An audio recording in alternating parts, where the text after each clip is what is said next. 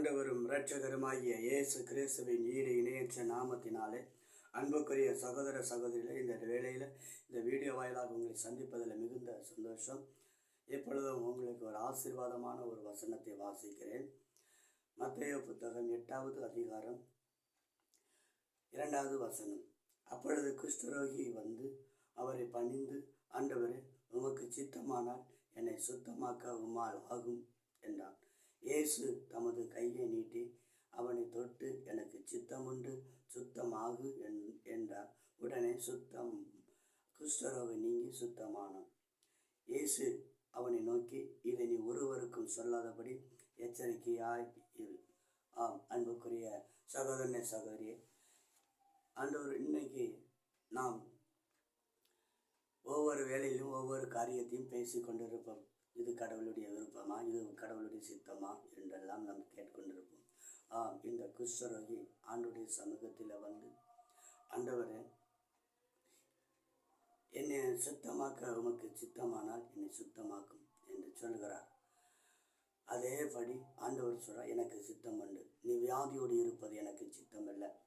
ஆண்டவர் சொல்றார், வியாதியோடு நீ கூட இருப்பது எனக்கு சித்தம் இல்லை. அன்புக்குரிய சகோதரனே சகோதரியே, அப்போ எதெல்லாம் ஆண்டவருடைய சித்தம் என்றால், வியாதியோடு இருப்பது தேவனுடைய சித்தம் அல்ல. அதேபடியாக தானியேல் புஸ்தகம் 4வது அதிகாரம் 17வது வசனத்தில் சொல்லுகிறது, தாழ்ந்தவனை அதிகாரி ஆக்குவதும் தேவனுடைய சித்தமாக இருக்குது. ஒருவன் தாழ்ந்த வண்ணமாகவே எப்பொழுதும் தாழ்ந்த வண்ணமாக இருக்க வேண்டிய அவசியம் இல்லை.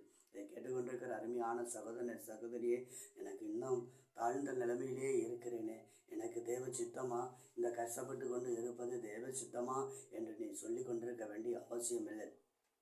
குஷ்டரோகி ஒருவன் வந்தான், ஆண்டவரே, உமக்கு சித்தமானால் என்னை சுத்தமாக்கும் என்று சொன்னான். அப்பொழுது இயேசு சொன்னார், மகனே, எனக்கு சித்தம் உண்டு, நீ சுத்தமாகு. அப்போ வியாதியோடு இருப்பது தேவனுக்கு சித்தம் அல்லாதது. அப்போ ஏன் நம்மளுடைய வாழ்க்கையில் வியாதி வருகிறது என்றால், வேத வசனம் சொல்லுது, அவன் ஆண்டவருடைய சமூகத்தில் வந்து பணிந்து என்று சொல்லப்பட்டிருக்கிறது. வந்து அந்த கேள்விகளை எழுப்புகிறான். அப்பொழுது ஆண்டவர் அவன் இந்த கேள்விக்கு பதில் கொடுக்கிறார். இதை கேட்டுக்கொண்டிருக்கிற அருமையான சகோதரனே சகோதரியே, நீ வியாதியோடு இருப்பது தேவ சித்தம் இல்லை. இன்றைக்கு நீ சுகமாக விரும்பினா போதும், அவருடைய சமூகத்தில் வந்து அவரை பணிந்து கொண்டால் போதும், இப்பொழுதே அந்த வியாதியிலிருந்து நீ சுகமாக, அவன் தரித்திரத்திலிருந்து நீ விடுதலை அடைவார். அதே போலதான் தானியேல் புஸ்தகத்தில் சொல்லப்படுது, தாழ்ந்தவனை கர்த்தர் அதிகாரியாய் மாற்றுகிறார். தாழ்ந்தவனின் கர்த்தர் அதிகாரியாய் மாற்றுகிறார். இன்னைக்கு தாழ்மையின் குணம் இருக்கிறதா? உன்னை கர்த்தர் அதிகாரியாக மாற்றுகிறார். இதை கேட்டுக்கொண்டிருக்கிற அருமையான சகோதரனே சகோதரியே, உனக்கு தாழ்மையின் குணம் இருக்கா? தாழ்ந்து போய் இருக்கிறாயா? எல்லாராலும் நான் தாழ்ந்து போய் இருக்கிறேன், வேதனைப்பட்டு கொண்டு இருக்கிறேன் என்று சொல்கிறாயா? நீ வேதனைப்பட்டு கொண்டு இருப்பதும் தாழ்ந்து போய் இருப்பதும் இது கர்த்தருடைய சித்தம் இல்லை. இதை அறிந்து கொண்டிருக்க அருமையான சகோதரனே சகோதரியே, இந்த நாள் உன் தலையை கர்த்தர் உயர்த்த போகிறார். அன்புக்குரியவர்களே, இது தேவ சித்தம். இதை அறிந்து கொள். அடுத்தபடியாக தீமோத்தேயு 1வது புத்தகம், அதில் வேத வசனம் சொல்லுறது, எல்லா மனிதனும் ரட்சிக்கப்படுகிறது. மத்தேயு 18:14 சொல்லப்பட்டிருக்கு, அன்று எந்த மனிதனும் அழிந்து போகிறது அவருடைய சித்தம் இல்லை. எந்த மனிதனும் அழிந்து போகிறது அவருடைய சித்தம் இல்லை. இந்த வேத வசனத்தை ஏற்றுக்கொண்டு ரட்சிக்கப்படுவதே அவருடைய சித்தமாக இருக்கிறது. எல்லா மனிதனும் அழிந்து போகிறது தேவனுடைய சித்தமே கிடையாது. ஆனால் எல்லா மனிதனும் ரட்சிக்கப்படுவதே அவருடைய சித்தமாக இருக்கிறது. இதை கேட்டுக்கொண்டிருக்கிற அருமையான சகோதரனே சகோதரியே, நீ சித்தமா என்று சொல்லி கேள்வி கேட்டுக்கொண்டே இருக்காத. ஆண்டவர் எழும்பிடு என்று சொல்லுகிறார். நீ எழும்பும் பொழுதுதான் கர்த்தருடைய சித்தத்தை நீ அறிந்து கொள்ள முடியும். அவன் குஷ்டரோகி எழும்பி ஆண்டவருடைய சமூகத்தில் வந்து பணிந்து கொண்டான். இப்படியே இருந்துட்டு போகிறேன்னு என்று சொல்லலை, இப்படியே நான் குஷ்டரோகியாக இருக்கிறேன்னு சொல்லலை. ஆனால் அவன் என்ன சொல்கிறான்? கர்த்தருடைய சமூகத்தில் வந்து எழும்பி, ஆண்டவரே, உமக்கு சித்தமா, இது உமக்கு சித்தமா, இந்த வியாதி வந்தது உமக்கு சித்தமா என்று கேட்கிறான். ஆண்டவர் சொல்கிறான், எனக்கு சித்தம், நீ சுத்தமாகிறதுக்கு எனக்கு சித்தம் உண்டு ஆண்டவர் சொல்கிறான்.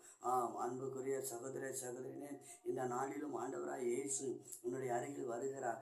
இப்பொழுது நீ சித்தமா என்ற உன்னுடைய கேள்விக்கு ஆண்டவர் சொல்கிறார், என்னுடைய என்னுடைய சித்தம் இல்லை, நீ சுகமாக வேண்டுமென்று என்னுடைய சித்தமாக இருக்கிறது.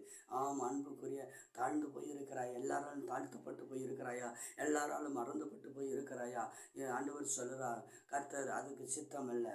ஆண்டவர் உன்னை உயர்த்த போகிறார், அதிகாரியாக மாற்றப் போகிறார். ஆம் அன்புக்குரிய சகோதரனே சகோதரியே, ஆம் எல்லா மனிதனும் ரட்சிக்கப்படுவதே தீமோத்தேயு புத்தகத்தில் சொல்லுது, 2வது அதிகாரம் 4வது வசனத்தில் சொல்லுது, எல்லாரும் ரட்சிக்கப்படுவதும் சத்தியத்தை அடுத்து சத்தியத்தை அறிவில் ஒரு மனிதன், அது தேவ சித்தமாக இருக்கிறது. இதை கேட்டுக்கொண்டிருக்கிற அருமையான சகோதரனே, நீ கேள்வி கேட்டது போதும். இந்த நாளில் எழும்பி நீ ஆண்டுடைய சமூகத்துக்கு வந்து, ஆண்டவரே இந்த நாளில் நான் உங்களுடைய சமூகத்தில் வந்திருக்கிறேன், ஆண்டவரே இதை வியாதியை சுகமாக்கும், ஆண்டவரே இது உமக்கு சித்தம் இல்லையே என்று சொல்லி அறிக்கையிடும் பொழுது ஆண்டவர் கர்த்தர் சொல்லுகிறார், எனக்கு சித்தம் உண்டு, சுத்தமாகு. அன்புக்குரிய சகோதரனே, எல்லா மனிதனும் ரட்சிக்கப்பட வேண்டும், எல்லா மனிதனும் சத்தியத்தை அறிய வேண்டும். இதுவே தேவ சித்தம். எல்லா மனிதனும் ஆமென். அன்புக்குரிய சகோதரனை சகோதரியே, அது மாத்திரமல்ல, மத்தேயு புத்தகத்தில் 11வது அதிகாரம் 27வது வசனத்தில் ஆண்டவர் சொல்கிறார், பிதாவே குமாரன் எவனுக்கு வெளிப்படுத்த சித்தமாக இருக்கிறாரோ அவனுக்கு வெளிப்படுத்துகிறார். அன்புக்குரிய சகோதரனை சகோதரியே, மோசேக்கு தன்னை வெளிப்படுத்த சித்தமாக இருந்தார். யாத்திராம் புஸ்தகம் 33:19 ஆண்டவர் சொல்கிறார், யாருக்கும் தன்னை வெளிப்படுத்த விரும்பவில்லை, ஆனால் இந்த மோசேக்கு தன்னை வெளிப்படுத்தினார். அவரோடு கூட நடந்த ஆபிரகாமுக்கு கூட தன்னை வெளிப்படுத்தவில்லை. அவரிடத்தில் சத்தமும் அவருடைய அடையாளங்களை வைத்து கொண்டு தான் அவரோடு கூட அந்த ஆபிரகாமோடு பேசினார். ஆனால் இங்கே மோசே அவரை முகமுகமாய் தரிசிப்பதற்கு கர்த்தரை முகமுகமாய் தரிசிப்பதற்கு கர்த்தர் அவன் மேல் சித்தம் கொண்டார். இதை கேட்டுக்கொண்டிருக்கிற அருமையான சகோதரனை சகோதரியே, இது சித்தமா என்று சொல்லி கொண்டு இருக்காது. ஆண்டவர் சொல்றார், நீ வியாதியோடு இருப்பது கர்த்தருடைய சித்தம் அல்ல, நீ தாழ்ந்து கஷ்டப்பட்டு வேதனையோடு இருப்பது கர்த்தருடைய சித்தம் அல்ல, நீ கடவுளுடைய விதி என்று சொல்லி கொண்டு இருக்காத. இப்பொழுது எழும்பு. ஆண்டவர் சொல்றார், உன்னை தாழ்ந்தவனை கர்த்தர் அதிகாரி ஆக்குகிறார். இந்த நிலைமையிலிருந்து கர்த்தர் உன்னை விடுவிக்கிறார். இப்பொழுது நீ விடுவிக்க போகிறாய். அன்புக்குரிய சகோதரனே, எல்லா மனிதனும் ரட்சிக்கப்பட வேண்டியது தேவ சித்தமாக இருக்கிறது. எல்லா மனிதனும் சத்தியத்தை அறிவது தேவ சித்தமாக இருக்கிறது. எல்லா மனிதனும் குமாரனை தரிசிப்பது தேவ சித்தமாக இருக்கிறது. வேத வசனம் சொல்லுகிறது, ஆண்டவர் சொல்றான், தன்னை காண்பிக்கிறதுல மோசைக்கு தன்னை காண்பிக்கிறது அது தேவ சித்தமாக இருக்குது. இதை கேட்டுக்கொண்டிருக்கிற அருமையான சகோதரனை சகோதரியை, இந்த நாளில் அவருடைய சித்தமா என்று சொல்லி கேட்டுக்கொண்டு இருக்காது. இப்பொழுது அவருடைய சமூகத்துக்கு வா. குஷ்வரை என்ன செய்தான்? அவருடைய சமூகத்துக்கு வந்து பணிந்து கொண்டு கேள்விகளை எழுப்பினான். இதே போல நீ அவருடைய சமூகத்துக்கு வந்து கர்த்தருடைய சமூகத்தில் வந்து நீயும் அவருடைய கேள்விகளை எழுப்புவாயானால் கர்த்தர் இன்றைக்கு உன்னுடைய கேள்விகளுக்கு பதிலை அளிப்பார். மனிதன் அல்ல, உன்னுடைய கேள்விகளுக்கு பதில் அளிப்பது மனிதன் அல்ல, கர்த்தரே உன்னுடைய கேள்விகளுக்கு பதிலளிக்கிறார். இன்றைக்கும் அருமையான சகோதரனை சகோதரியே, உனக்காக நான் ஜெபிக்க போகிறேன். இப்பொழுது நீ கண்களை மூடி, ஆண்டவரே இந்த நேரத்தில் உங்களுடைய மகிமையின் கரம் என்னோடு வெளிப்படுத்தும் என்று சொல்லி, நான் குஷ்டரோகத்தை வியாதியோடு இருக்கிறது உங்களுடைய சித்தம் இல்லைப்பா என்று சொல்லி ஒப்புக்கொடு. நான் தாழ்ந்து போய் கர்த்தர் என்ன செய்கிறார்? கர்த்தர் தாழ்ந்தவனை கர்த்தர் அதிகாரி ஆக்குகிறார். இன்றைக்கு உன்னை கர்த்தர் அதிகாரி ஆக்குகிறார். நீ கீழ் நிலைமையில் இருக்கிறாயா? கர்த்தர் உன்னை அதிகாரி ஆக்குகிறார். கவலைப்படாதே, திகையாதே, கர்த்தர் உன்னை அதிகாரியாக மாற்றுகிறார்.